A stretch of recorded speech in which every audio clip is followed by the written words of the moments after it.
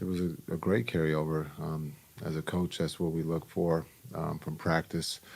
Um, can we take it from the practice or from the film room to the floor? And I thought the guys did, or to the court. I thought the guys did a really good job with that.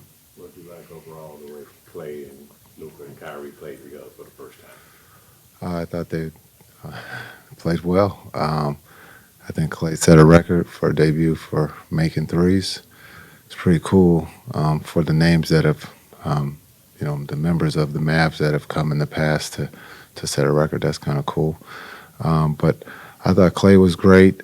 Um, Luca probably felt that he missed some shots that he normally makes, but I thought he was good, especially with the time that he's been out. And then Kai in that third quarter defensively was really, really good. Jason, as someone who played the position, what do you envision that Jones and the way he plays as a pure point guard can bring Phoenix offensively? Yeah, I think he's going to set the table. You can't go to sleep on Jones because he can't score it.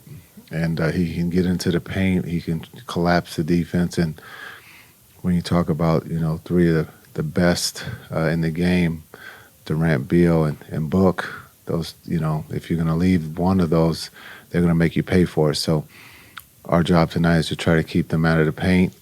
But that's, not easy to do in this league, especially with the space that those three guys give those other two, guys out there handling the ball. So this is a good test for our defense tonight.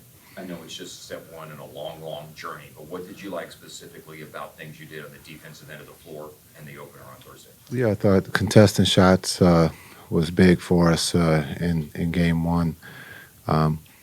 Tonight against Suns, we got to contest shots. You can't give them any freebies. As you saw there in that first half, or especially in that first quarter, it was a shoot around. They were, knocking down shot after shot. So understanding contesting shots, and then we got to rebound the ball, and then we got to play with our pace of we got to get out and run.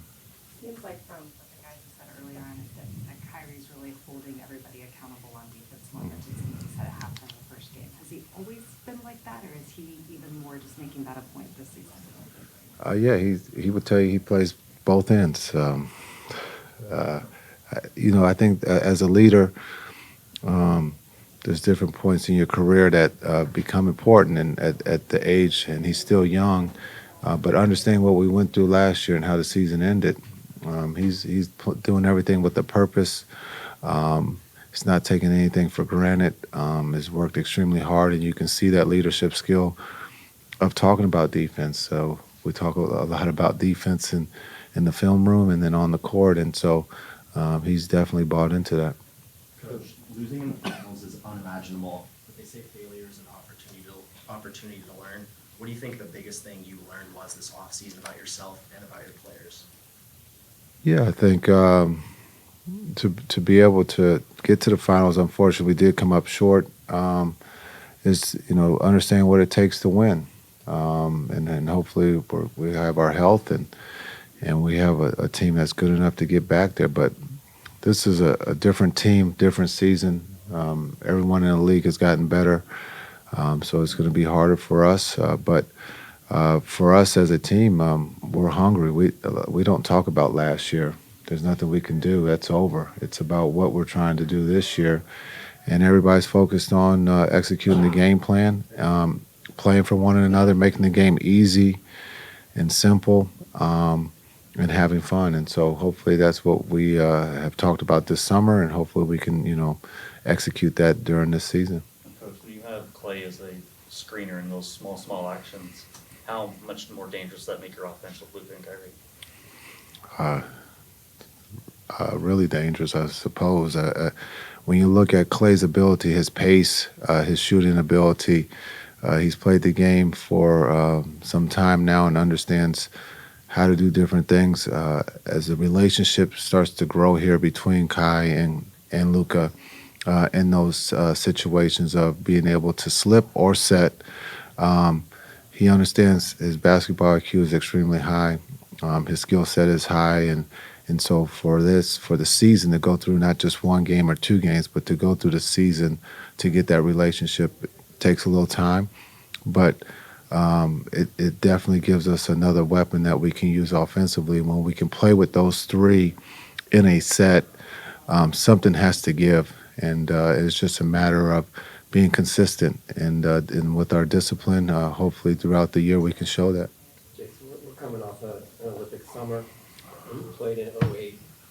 Did you feel like your Olympic experience better prepared you for the regular season, playing those games at a high level, or were there concerns about getting the rest and the recovery that you needed over the offseason? Yeah, '08, I was old, so I didn't get to play that many minutes. So I used it to be in shape and ready to go. So my job was to chaperone the young men. So I was ready because I didn't play a lot of minutes.